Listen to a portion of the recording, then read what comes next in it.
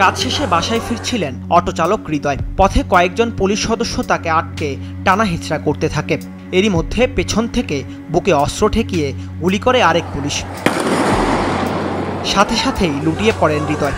কিছুক্ষণ পর সেই পুলিশ সদস্যরাই হৃদয়ের মরদেহ এভাবেই নিয়ে যায় থানার দিকে। ৫ আগস্ট বিকেলে গাজীপুরের কোনাবাড়ি এলাকার এই ভিডিওটি সামাজিক যোগাযোগ মাধ্যমে ভাইরাল হয়।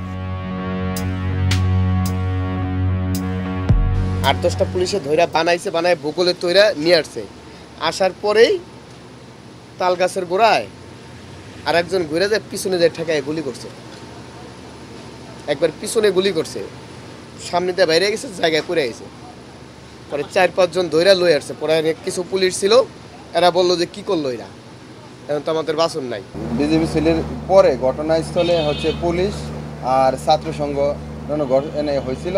তখন তার ভিতরে দেখা গেছে যে আমরা ভিডিওতে দেখলাম যে আমার দোকানের সামনে একটা লোককে মাইরা থানার দিকে নিয়ে চলে গেছে। ২১ বছরের নিহত হৃদয় পড়াশোনার পাশাপাশি অটোরিকশা চালাতেন। যা আয় হতো তা দিয়েই নিজের পড়াশোনা ও পরিবারের খরচ চালাতো। একমাত্র ছেলের এমন নির্মম মৃত্যু কোনোভাবেই মেনে নিতে পারছেন না পরিবারের সদস্যরা।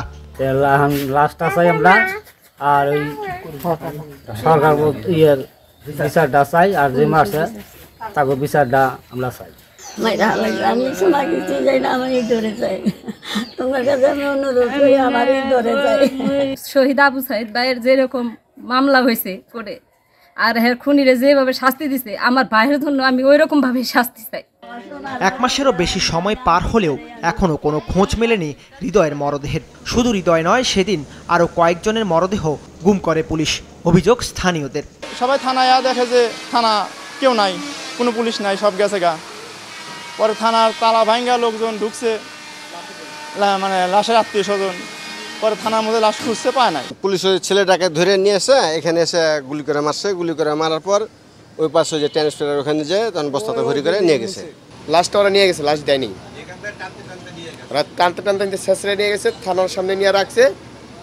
ওইখানে নিয়ে একটা বস্তায় পড়ছে, এটা শুনছি আমি, একজনে বলছে যে বস্তায় পড়ছে। বস্তায় পরে পরে ছেলেরা লাশ রাত্রে ৮টা পর্যন্ত লাশ চাইছে পুলিশের কাছে।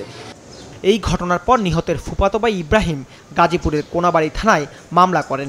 আসামি করেন পুলিশ সদস্য সহ আওয়ামী লীগের নেতাকর্মীদের। মামলায় নাম আসে কয়েকজন সাংবাদিক ও স্থানীয় একটি মসজিদের ইমামের। তবে বাদীর দাবি, পুলিশ নিজেদের দায় এড়াতে সাংবাদিকদের নাম মামলার এজাহারে উল্লেখ করেছে। আমরা এই ঘটনাটা কিছু জানি না, উদ্দেশ্য প্রণীতভাবে একেবারে আমাদেরকে ফাঁসানোর জন্য এটা করা হয়েছে। আমরা এর তীব্র নিন্দা জানাই, প্রতিবাদ জানাই এবং এর সঠিক বিচার যেন হয় সেটা আমরা চাই। হঠাৎ করে আমরা ২৬ তারিখের রাত্রে জানতে পারি যে আমি সহ আমাদের ৫ সহকর্মীর নামে একটা মামলা রুজু করা হয়েছে এবং আমরা সেটা শুনে জেনে আমরা হতভম্ব হয়ে পড়েছি। যে আমার মনে হচ্ছে যে আমাদের প্রকাশিত কোনো রিপোর্টের জের দূরে অথবা ব্যক্তিগত আক্রোশ, ব্যক্তিগত স্বার্থ হাসিলের জন্য আমাদের এই ৫ সহকর্মীকে এই হত্যা মামলায় জড়িয়েছে এবং জড়িয়ে যাতে তারা অনৈতিক কোনো কাজ করার সুযোগ নেওয়ার অপচেষ্টা করছে। ঘটনার সময় আমি বাসায় ছিলাম, মসজিদে যাওয়া আসা নামাজের মধ্যেই ছিলাম এবং এই পতনের আগ থেকেই আমরা মসজিদে দোয়া করতেছিলাম যে আল্লাহ এই জালেমের জুলুম থেকে হেফাজত করো এবং এই দেশে শান্তির ব্যবস্থা করো। এখানে যে আসলে মার্ডার হয়েছে এটাও আমরা জানি না, পরবর্তীতে জানছি। হয়তো এ ব্যাপারে আসলে কোনো কিছুই জানি না।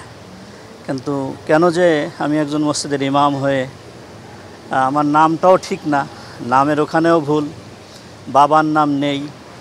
এরপরে আমি হলো কোনাবাড়ি উলামা পরিষদের সভাপতি ছিলাম, ওখানে আসছে উলামা লীগের সহসভাপতি, যা জীবনে কোনো দিন বুঝিও না করিও নেই, এরকম একটা অবস্থা, হবজর অবস্থা আর কি।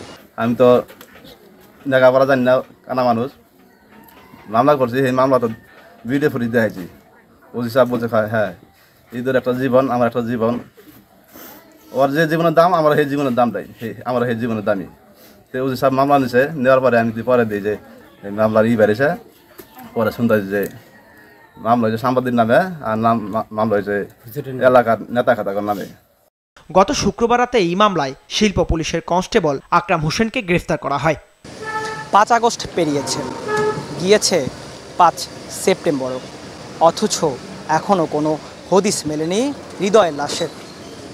তবুও আশায় স্বজনরা, বুঝিয়ে দেওয়া হবে হৃদয়ের মরদেহ, আর চাওয়া সর্বোচ্চ শাস্তি পাবে হত্যাকারীরা। দাউদ হাসান, মাছরাঙ্গা সংবাদ, কোনাবাড়ি, গাজীপুর।